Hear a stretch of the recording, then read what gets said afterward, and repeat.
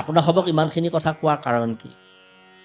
মানুহ জনমটো যে আমাক দিলে, আমি যে মানুহ হ'লোঁ, যদি নাম পৰিচয় নহয়, শৰণ নহয়, ভাগৱতৰ ওচৰলৈ যদি আমি নাহোঁ, ভাগৱত ধৰ্ম যদি ধাৰণ নকৰোঁ, তেনেহ'লে আমি অল্পায়ু হ'ম। এনেই আহিলোঁ, এনেই যামগৈ। কাৰোবাৰ যদি আয়ুস বঢ়াবলৈ মন আছে, ভাগৱত ধৰ্ম ধৰক। কিবা মনৰ সিদ্ধি কৰিবলৈ মন আছে, ভাগৱত ধৰ্ম ধৰক। ব্ৰাহ্মণে ভজিলে ব্ৰহ্ম তেজ বিধি হোৱে, ক্ষত্ৰিয়ে পৃথিৱী লাভ কৰে, সাধিয়া বিজয়। বৈশ্যৰ সম্পদ বাঢ়ে দিনে দিনে, শূদ্ৰ সবু শূদ্ৰ হোৱে, হৰিৰ কীৰ্তনে। বন্ধ্যা নাৰী পুত্ৰ লভে, অতি গুণৱন্ত। দুৰ্জন উসৰ্জন হোৱে, দুখী ধনৱন্ত। মূৰ্খৰো বাৰ হয় নানা, বিদ্যাৰ অভ্যাস। সামান্য জনৰো পুৰে মনোৰথ আস। ধৰ্ম অৰ্থ কাম মুখ্য চাৰি প্ৰয়োজন, তাসম বাৰু সিদ্ধি হোৱে যদি কৰে কৃষ্ণৰ কীৰ্তন। যদি ভাগৱত ধৰ্ম অৱগাহন কৰে, ব্ৰাহ্মণে ভজিলে ব্ৰহ্ম তেজ বিধি হয়, খাটাং। কোনোবা ব্ৰাহ্মণে যদি ভাগৱত ধৰ্ম ধৰিছে, তেওঁ ব্ৰহ্ম তেজ বিধি হ'ব। ক্ষত্ৰিয়ে পৃথিৱী লাভ কৰে, সাধিয়া বিজয়। কোনোবা ক্ষত্ৰিয়ে যদি নাম ধৰ্ম ধৰিছে, ভাগৱত ধৰ্ম ধৰিছে, এক শৰণ ব্যৱস্থাত গ্ৰহণ কৰিছে, সঠিক হৈছে, তেনেহ'লে তেওঁ পৃথিৱীৰ ভিতৰত এজন শক্তিশালী লোক হিচাপে পৰিগণিত হ'ব। বৈশ্যৰ সম্পদৰ বাঢ়ে দিনে দিনে, বৈশ্যসকল বহুত ঐশ্বৰ্যৰ মালিক হ'ব। শূদ্ৰ হ'ব শুদ্ধ হৰিৰ কীৰ্তনে। যিমান শূদ্ৰ হ'লেও তেওঁতকৈ শুদ্ধ পৃথিৱীত কোনো হ'ব নোৱাৰে। ন শূদ্ৰা মদ ভক্তা চাণ্ডালোপী দ্বিজ শ্ৰেষ্ঠ, হৰি ভক্তি পৰায়ণা, হৰি ভক্তি বিহীনস্তু দ্বিজুপি চপাচাধমা।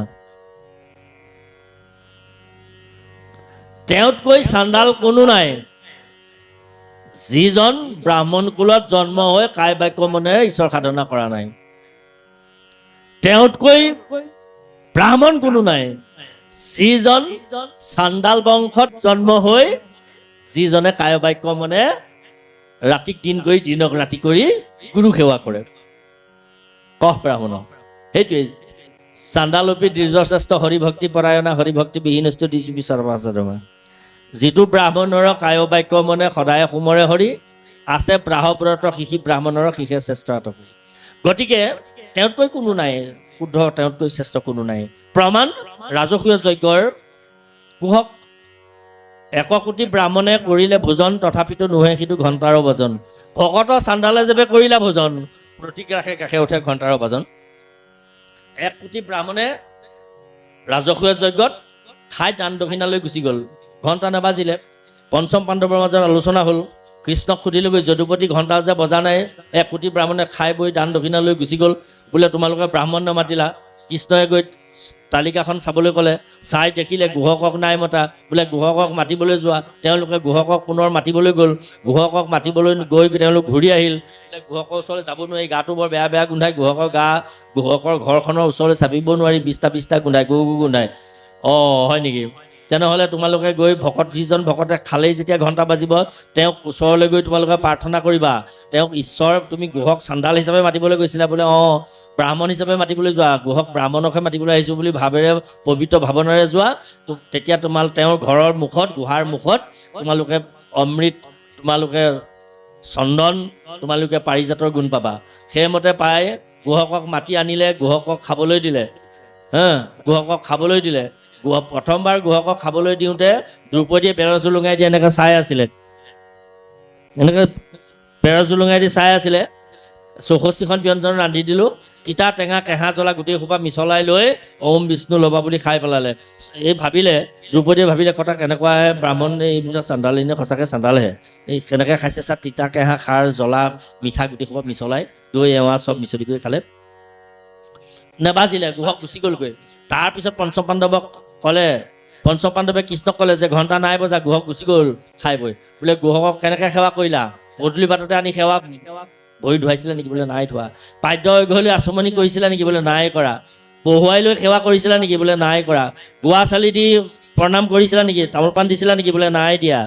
এই গুহকক বনাবলৈ যে অন্ন তৈয়াৰ কৰিবলৈ গৈছিলা, দ্ৰৌপদীক সুধিলে, তুমি গুহকৰ অনুমতি লৈ বনাইছিলা নে নাই তুমি চণ্ডাল এটাই খাব আৰু মই বনাওঁগৈ বুলি? বোলে এনেই বনাওঁ বুলি বনাইছিলোঁ। অঁ, নহ'ব। এইবাৰ সেইমতে গুহকক মাতি আনাগৈ। পুনৰ গুহকক মাতি আনিলেগৈ। গুহকক আনিব নোৱাৰিছিলে, কিন্তু গুহকক বৰ দয়া কৰি আই গোসাঁনীয়ে মাতিলে। কোনে? আমাৰ দ্ৰৌপদীয়ে মাতি আনি আইক বহুৱালেহি, মানে আয়ে মাতি আনি গুহকক বহুৱালে। সেইবাৰ গুহকে যিমান গৰা খালে, সেইবাৰ অন্ন গুহকক সেই নিয়মেৰে মাতি আনিলে, সেই নিয়মেৰে ভৰি ধুৱাই, সেই নিয়মেৰে বহুৱাই, সেই নিয়মেৰে অন্ন অৰ্পণ কৰি গুহকক সেৱা জনালে। আৰু ভকত চাণ্ডালে যেবে কৰিলে ভোজন, অ প্ৰতি গ্ৰাসে গ্ৰাসে উঠে ঘণ্টাৰ বাজন। গুহকে যিমান বাৰ খালে সিমান বাৰ ঘণ্টা বাজিলে। কহ চণ্ডালক, কাক চণ্ডাল, কাক চণ্ডাল বোলে? বোলে চণ্ডাল কোন? কহ ব্ৰাহ্মণক, কাক ব্ৰাহ্মণ বোলে? গতিকে শুদ্ৰ হ'ব শুদ্ধ হৈ শৰীৰ কীৰ্তনে। বন্ধ্যা নাৰী পুতলভে অতি গুণৱন্ত। সন্তান জন্ম দিব নোৱাৰাত তিৰোতায়ো যদি গুৰুদেও নাম ভকতত ভকতি কৰে, ভাগৱত ধৰ্ম অৱগাহন কৰে, এখন নাম ধৰ্ম লৰে, তেওঁৰ তেনেকুৱা সন্তানৰ, পবিত্ৰ সন্তানৰ মাতৃ হ'ব। শুদ্ধ হ'ব শুদ্ধ হৈ শৰীৰ কীৰ্তনে। বন্ধ্যা নাৰী পুতলভে অতি গুণৱন্ত।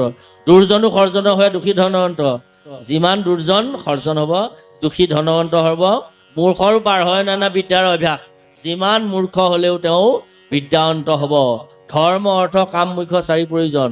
তাসম বাৰু সিদ্ধি হৈ যদি কৰে কৃষ্ণৰ কীৰ্তন, ভগৱন্তৰ কীৰ্তন কৰিলে এইবিলাক মনোৰত সিদ্ধি হ'ব। গতিকে অন্য দেৱ দেৱতা পূজা সেৱা স্বাৰ্থপিণ্ডৰ যোগেদি জীৱই প্ৰয়োজনীয়খিনি নাপাব। আৰু পালেও যদি কেনেবাকৈ পায়ো, দেৱতাক সন্তুষ্ট কৰাটো কলিযুগৰ কাৰণে সম্ভৱ নহয়। কোনোবাই যদি ইচ্ছা কৰি যায়ো, বৰঞ্চ কষ্ট হ'ব, লোকচান হ'ব। আৰু কিবা এপদ কেনেবাকৈ পালেও সেয়াও বিনাশী। ব্ৰহ্মা আদি দেৱগণে নিশ্চল সম্পত্তি মনে লক্ষ্মীক সেৱন্ত তপ কৰি। লক্ষ্মীও সেৱন্ত যাক হেনয় মহেশ বিষ্ণু, আন দেৱ পুনতাংগ কৰি। লক্ষ্মীক সেৱা কৰি যি সম্পদ গোটাব সেয়া স্বচ্ছল, কিন্তু বিষ্ণুৰ পৰা অহাখিনি নিশ্চল। সেইখিনি কেনিও ক'তো লৰচৰ খৰচ অবিনাশী, অভগন অপতন যেই কি নহওক প্ৰভু সমস্ত। এই ভাগৱত ধৰ্মক অৱগাহন কৰিবৰ কাৰণে আপোনাক সব অনুসন্ধিত ইচ্ছুক, আপোনাক সব পৰম কৃপালুগুণে এই স্থানত সমবেত হৈছে, আগতো হৈছে। কাৰণ আগত মানে সত্যলোকলৈও যদি যায়, তেতিয়াও হয়তো ইয়াত এই ঠাইত, আমি নামটোহে ক'ব নোৱাৰিম, ইয়াত আলোচনা হৈছিল। হোৱা ঠাইতহে হয়, হোৱা ঠাইতহে হয়। গতিকে ইয়াত নিশ্চয় তেতিয়া দিনৰ পৰা যুগ যুগান্তৰ ধৰি সৎ আলোচনা হৈছিল, আৰু এই ঠাইত আৰু ভৱিষ্যতেও হ'ব। এই স্থানক আমি বন্দনা কৰিলোঁ। গুৰুজনালৈ প্ৰণিপাত জনাইছোঁ কৌটি কৌটিবাৰ। প্ৰথম স্কন্ধ আৰু দ্বিতীয় স্কন্ধৰ ওপৰত আমাৰ বক্তব্য কৰিব বুলি আহ্বায়কসকলে কাৰ্যসূচীত নিবন্ধ কৰিছে। প্ৰথম স্কন্ধ আৰু দ্বিতীয় স্কন্ধৰেই আমি ক'বলগীয়া বক্তব্যখিনি সামৰিম। এতিয়া আমি প্ৰথম স্কন্ধলৈ প্ৰৱেশ কৰাৰ আগতে ভাগৱতনো কাক বোলে, ভাগৱত কেতিয়া পৃথিৱীলৈ আহিল, ক'ৰ পৰা আমি ভাগৱত পাইছোঁ, ভাগৱত শব্দটোৱেনো কি কয়, এই বিষয়ে আমি অকণমান আলোচনা কৰি লওঁ। ভাগৱদন্ত্যত ভা দীপ্ত শশীদানন্দে সৎ চিত্ৰক আনন্দক ভাবিবৰ কাৰণে ভা পদে কৈছে। ভা শব্দটোৰ অৰ্থ হ'ল ভাবা।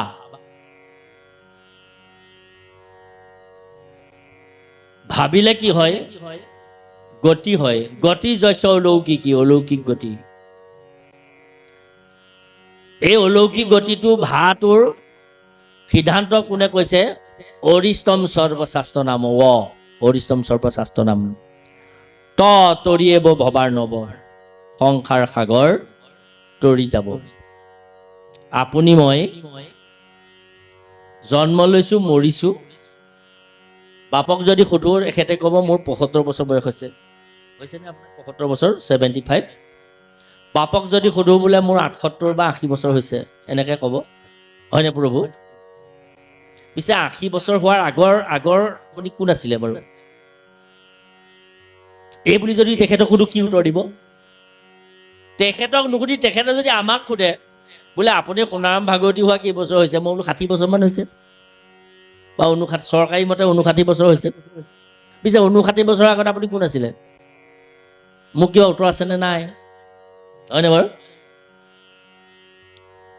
কালি আৰু আজি আপোনালোকৰ এই গাঁৱৰ পৰা দুজন প্ৰস্থানে গৈছে বুলিও আমি শ্ৰৱণ কৰিছোঁ। এতিয়া যদি মই আপোনালোকক সোধোঁ এই লোক দুজন যেন ঢুকালে, কেলে ঢুকালে? ইয়াৰ উত্তৰ কি দিব এতিয়া? কেনেকৈ ঢুকালে বুলি ক'লে আপোনালোকে ক'ব যে এজনৰ হাৰ্ট ফেইল হ'ল আৰু ইজন কিবা এটা হ'ল, ক'ব সেইটো কেনেকৈ ঢুকালে। কিন্তু কেলে ঢুকালে বুলি যদি সোধোঁ, দুটা বেলেগ প্ৰশ্ন। কেনেকৈ ঢুকালে বুলি ক'লে বোলে উজত খাই পৰিলে, পানী খাই মৰিলে, কিবা এটা কৰিলে, পানীত পৰি মৰিলে, জুইত পৰিলে, ইত্যাদি ইত্যাদি দুৰ্ঘটনা হ'ল, হয়নে বাৰু? সেইটো কেনেকৈ। কিন্তু কেলে মৰিলে বুলি ক'লে উত্তৰটো একেটা নহয়, আছে উত্তৰ। কেলে মৰিল বুলিলে জীৱবিলাক মৰে কেলে? জন্ম হ'বলৈ। জন্ম হয় কেলে? মৰিবলৈ। আমি গোটেইবিলাক যে জীয়াই আছোঁ, এই কালিয়ে আজিয়ে দুজন যোৱা নিচিনাকৈ আমি সকলো লোক যাবৰ কাৰণে, আমি সংসাৰত থকা লোকসকল সকলো মৰিবৰ বাবে জীয়াই আছোঁ। হয় বুলি ক'বনে আপোনালোকে? হয়নে? হয়। তাৰমানে সকলোৱে এটা আয়ুস লৈ আছোঁ, হয়নে বাৰু? আয়ুস শেষ হ'লে আমি ইয়াৰ পৰা যাবগৈ লাগিব। এই মৰে, জন্ম হয় মৰে, এইটো সংসাৰৰ চক্ৰ বুলি কৈছে। সংসাৰ চক্ৰত চিৰকাল ভ্ৰম, তোমাত নভৈল বোধ, একোৱে প্ৰকাৰে সুখ শান্তি নাই, নিজি নিলো কাম ক্ৰোধ, অপ্ৰণত পালক তোমাৰ চৰণে, ও লৈলো হৈয়াবে শৰণ, সুখ ভয় মৃত্যু গুচয় যিমতে, ৰক্ষা কৰা নাৰায়ণ। আমি সংসাৰ চক্ৰত জন্ম হৈছোঁ, মৰিছোঁ, জন্ম হৈছোঁ। ইয়াৰ পৰা তৰাৰ উপায় দন্তীয়ত ভাগৱত। ভা কাৰং ভাবুক জ্ঞান, গ কাৰং জ্ঞানৰ উদ্ভৱ, ম কাৰং বৈষ্ণৱ জ্ঞানং, ত কাৰং তত্ত্বৰ দৰ্শনম। তত্ত্বৰূপে আমি ভাগৱত কথাখিনি জানিলেই এই সংসাৰ চক্ৰৰ পৰা হাত আমি সাৰিম। এই ভাগৱত গ্ৰন্থখনি পূৰ্বে আদি নিৰঞ্জনে অনাদিত কৰিলা, অনাদিয়ে অনন্তৰ আগত কহিলা, অনন্তে কহিলা কালপুৰী নাৰায়ণে, কালপুৰী কহিলা পাছে সূৰ্য নাৰায়ণে, সূৰ্য নাৰায়ণে হংস নাৰায়ণত কহিলা, হংস নাৰায়ণে শ্ৰী নাৰায়ণত থৈলা, শ্ৰীনাৰায়ণে ব্ৰহ্মাক ব্ৰহ্মাই দিলা, নাৰদক ইটো ফল ৰহস্যক, নাৰদে ব্যাসক আনি দিলা, নগৈলে তিলক লাগি ইডালে সিডালে বাকী সুখমুখে ভূমিত পৰিলা। এইখিনিলৈকে আমি পাইছোঁ। এই যে আদি নিৰঞ্জনে অনাদিত কৰিলে, অনাদিয়ে অনন্তৰ আগত ক'লে, অনন্তে কালপুৰীৰ আগত ক'লে, কালপুৰীয়ে সূৰ্যনাৰায়ণক ক'লে, সূৰ্যনাৰায়ণে হংস নাৰায়ণক ক'লে, হংস নাৰায়ণে শ্ৰীনাৰায়ণক ক'লে। এইখিনিৰ পৰা পদ্মকল্প। আগৰখিনি আমি ঢুকি নাপাওঁগৈ। প্ৰতিটো কল্পৰ 10টা ভাগ, আদিকল্পৰ 10টা ভাগ, আদিকল্পৰ পিছত বৰাহ কল্প আছে, বৰাহ কল্পৰ 10টা ভাগ, শ্বেত বৰাহ কল্প, ৰুদ্ৰ বৰাহ কল্প, পদ্ম বৰাহ কল্প, অৱ বৰাহ কল্প, নৱ বৰাহ কল্প, এনেদৰে এই কল্পবিলাক গৈ গৈ গৈ গৈ গৈ গৈ সূৰ্যনাৰায়ণক ক'লে, সূৰ্যনাৰায়ণে হংস নাৰায়ণক ক'লে। হংস নাৰায়ণ হ'ল ভগৱন্ত বিষ্ণুৰ এটা অৱতাৰ, বিৰাট ডাঙৰ এজনৰ ৰাজহংস। সেই ৰাজহংসগৰাকীয়ে ৰাজহংস জনাই ক্ষীৰদধি তীৰত সপ্তঋষি মণ্ডলক ত্ৰিদশক ভাগৱত ক'লে। তাৰ সেই ভাগৱত গ্ৰহণ কৰিলে শ্ৰীনাৰায়ণে, আৰু সেই শ্ৰীনাৰায়ণে ভাগৱত আনি দিলে ব্ৰহ্মাক। ব্ৰহ্মাৰ পৰা এনেকৈ ভাগৱত আহি ব্ৰহ্মাই নাৰদক, নাৰদে ব্যাসক, ব্যাসে শুকক, শুকে পৰীক্ষিতক ক'লে, পৰীক্ষিত সভাত শুনিলে কোনে? সূতে শুনিলে। পৰীক্ষিত বৈকুণ্ঠলৈ গ'ল, সূতে ভাগৱত শুনিলে। সূতৰ পৰা ভাগৱত পাইছোঁ। ভাগৱতৰ আন এটা নাম সূত সংহিতা। এয়া আজি পাঠ হৈ আছে। এই ভাগৱত গ্ৰন্থখনি সূতে 28 সহস্ৰ ঋষি আগত ক'লে। কেতিয়া? পৰীক্ষিতে সেইদিনা মৃগয়ালৈ গৈছিলে। পৰীক্ষিত মৃগয়ালৈ গৈছিলে। পৰীক্ষিতৰ কথা জানে আপোনালোকে? ৰজা পৰীক্ষিত মৃগয়ালৈ গৈছিলে। পৰীক্ষিতে এটা কথা নাজানে নেকি? এজন ধৰ্মাত্মা, পঞ্চম পাণ্ডৱৰ নাতি, হয়নে বাৰু?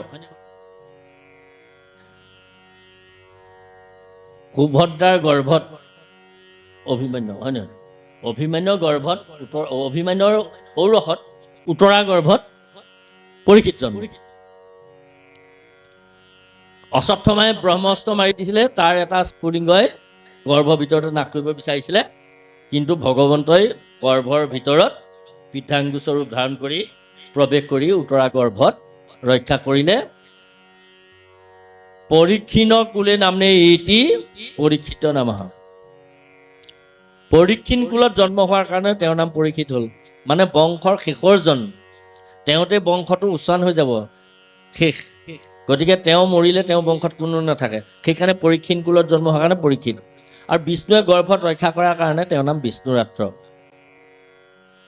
সেইজন বিষ্ণুৰাত্ৰ, বিষ্ণুক গৰ্ভতে দেখাৰ পিছত সেইজন ৰজাই মৃগয়া কৰিবলৈ যাব লাগে জানো? মৃগয়া কৰিবলৈ কেলৈ যায়? পহু মৰাটোকে মৃগয়া কৰা বুলি কয়। পহু মাৰে। পহু মাৰি কি কৰে?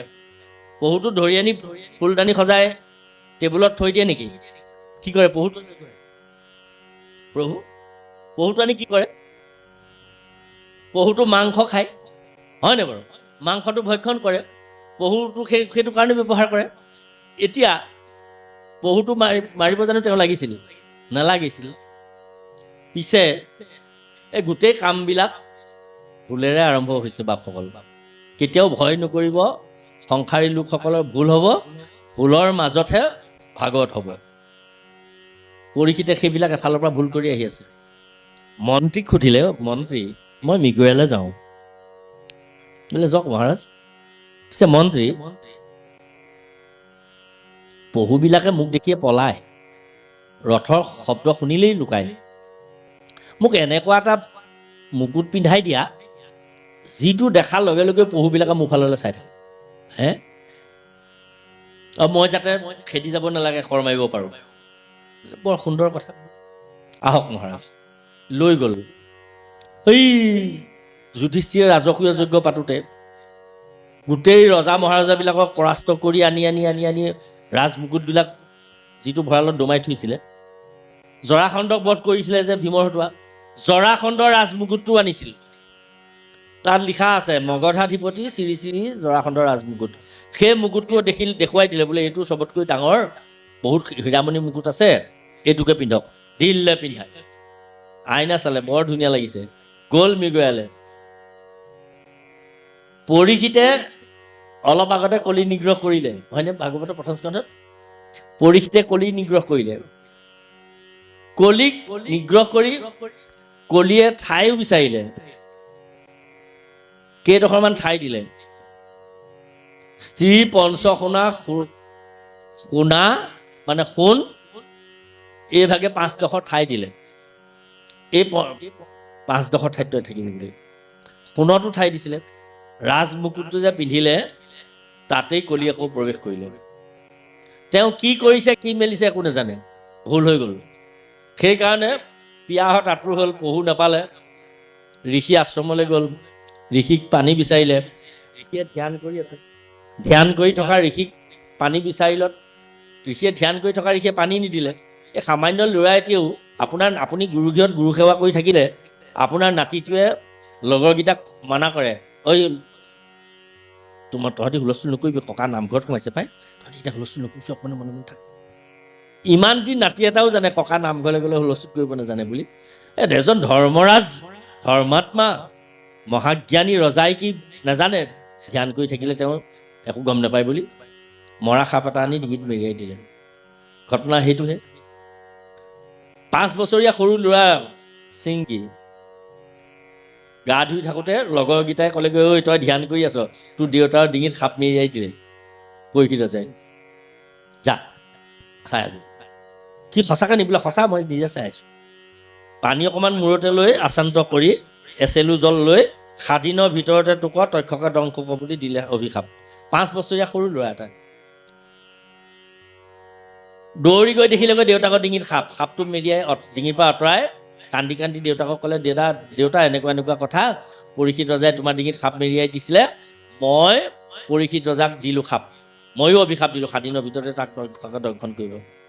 ঋষিয়ে চকু মেলি চাই ক'লে, বোপায়ো তই বৰ ডাঙৰ কাম কৰিলি শুন। ইচ ইচ ইচ ইচ, ধৰ্মৰাজ, ধৰ্মাত্মা এজন ৰজা নহ'লে চোৰ ডকাইতে দেশ ভৰি পৰিব, তই কিয় এইটো কাম কৰিলি শুন, তোতকৈ আৰু পাপাত্মা কোনো নাই, তই এইটো কিয় কাম কৰিলি? ইচ, উলটি যদি পৰীক্ষিত ৰজাই মোক সাপ দিয়ে এতিয়া আমাৰ বংশও ধ্বংস হ'ব, কিন্তু তেওঁ বৈষ্ণৱ ৰজা, তেওঁ এইটো কাম কেতিয়াও নকৰে। শিষ্যসকলক মাতি আনি ক'লে, তুৰন্তে যোৱা তোমালোকে গৈ ৰজাক 7 দিনৰ ভিতৰতে কি কৰিব লাগে সিদ্ধান্ত ল'বলৈ কোৱাগৈ।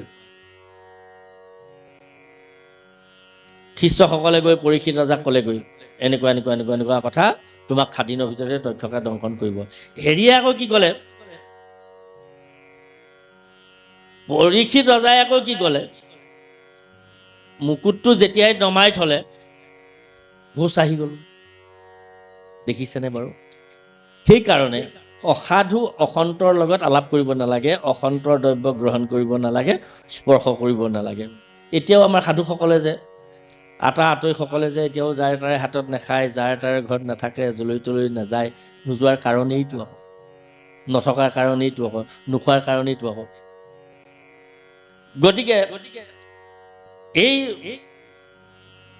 অসন্তৰ অসাধুৰ ৰজাৰ জৰাসন্ধৰ চৰিত্ৰ কেনেকুৱা? 16,000 তিৰোতাক বলৎকাৰ কৰি আনি নিজৰ পত্নী কৰি ৰাখি ৰজাসোপাক, স্বামীসোপাক বন্দীশালত থৈ দিছিলে। সেই গোটেই সোপা ৰজাক, জৰাসন্ধক বধ কৰি পত্নীসকলক উদ্ধাৰ কৰিলে আৰু ৰজাবিলাকক মুকলি কৰি দিলে ৰাজসৰ যজ্ঞলৈ যাবলৈ। কৃষ্ণই জৰাসন্ধক ভীমৰ হতুৱা বধ কৰোৱাই। সেইজন জৰাসন্ধ, তেনেকুৱা পাপাত্মা লোক এজনৰ মুকুটটো ইয়াত পিন্ধাৰ কাৰণে তেওঁৰ এইটো হ'ল। শুলকাই দিয়াৰ লগে লগে হুঁচ আহিল। শিষ্যসকলো তেনেকুৱা এটা আহি ক'লেহি, তোমাক 7 দিনৰ ভিতৰতে তক্ষকে দংশন কৰিব। বৰ আনন্দ পালে। বাকলি বলকল পিন্ধিলে, ৰাজ আৱৰণ খুলি পুতেকক খাম দাম দণ্ড ভেদ। এজন পুতেকক ৰজা পাতিবলৈ হ'লে ৰজাই যিবিলাক গুণ শিকাব লাগে গোটেই কথাকেইটা শিকাই দি তেওঁ গংগাৰ তীৰলৈ যাবলৈ সাজু হ'ল। বাকলি বলকল পিন্ধিলে, 3 বস্ত্ৰ কৰি, মানে বাকলি বলকল পিন্ধিলে মানে একেবাৰে উদাসীন হৈ তেওঁ গংগাৰ তীৰলৈ গুচি গ'ল। আপোনাৰ আমাৰ মাজত পাৰ্থক্য সেইখিনিতে। এজন ৰজাই কথা এটা শুনাৰ লগে লগেই এইদৰে নিজৰ সিংহাসন এৰি নদীৰ তীৰলৈ গুচি যাব পাৰেনে? পৰীক্ষিত ৰজা হৈ পাৰিলে। কেলে? তেজৰ কাৰণে পাৰিলে। তেওঁৰ উপৰি পুৰুষৰ পৰা, পঞ্চম পাণ্ডৱৰ পৰা পৰীক্ষিতলৈকে এইসকল সাধু সন্ত মহন্ত ঈশ্বৰ কৃষ্ণৰ লগত সম্পৰ্ক থকা লোক আছিল কাৰণে তেওঁ সেই কাৰ্যসূচীটো তেওঁ কৰিব পাৰিলে। লগতে এইটোও কওঁ, পৰীক্ষিত গংগাৰ তীৰলৈ কেলি গ'ল?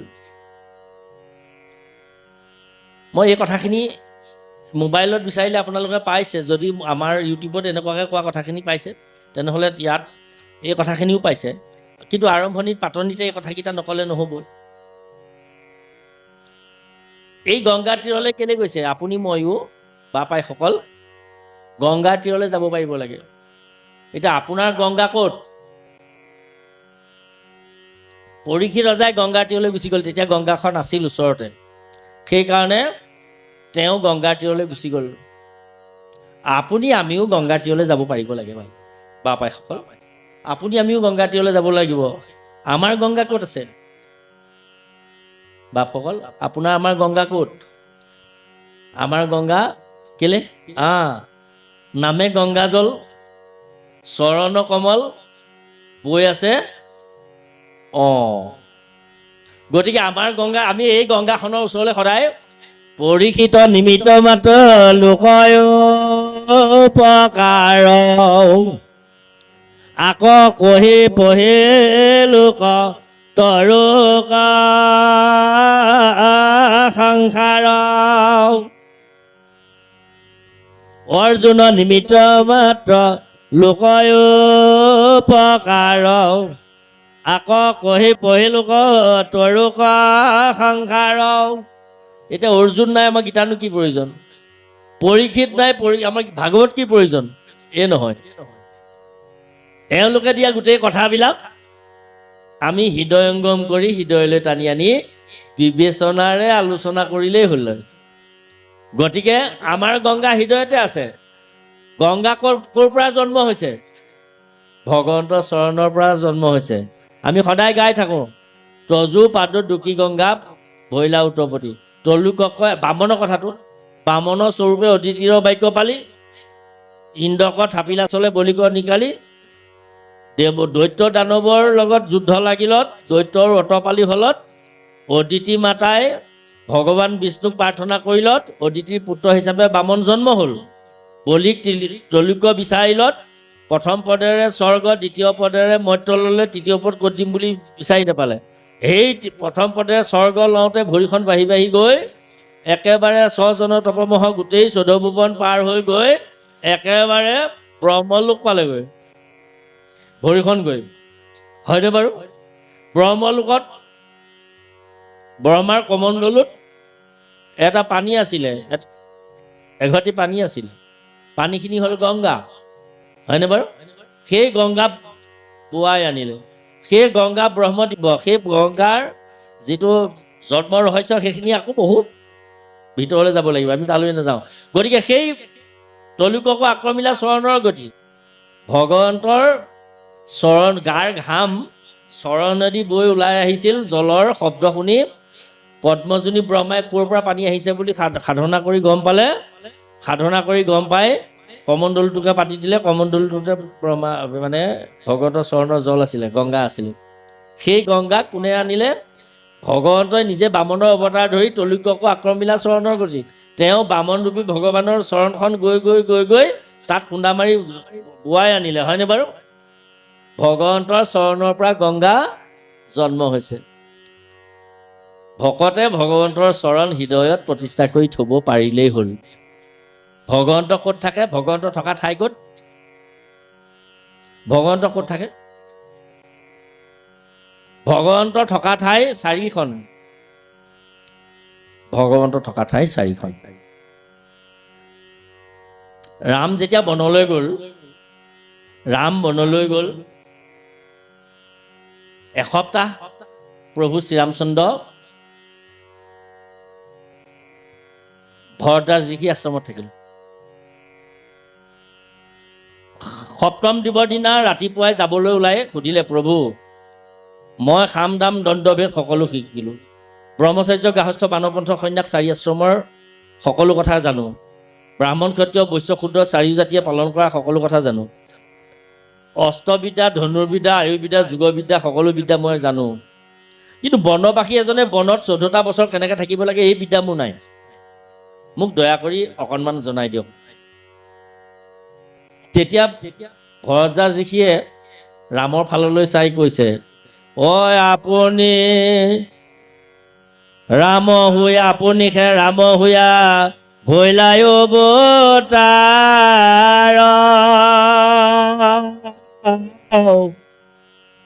ভুল হৈছে।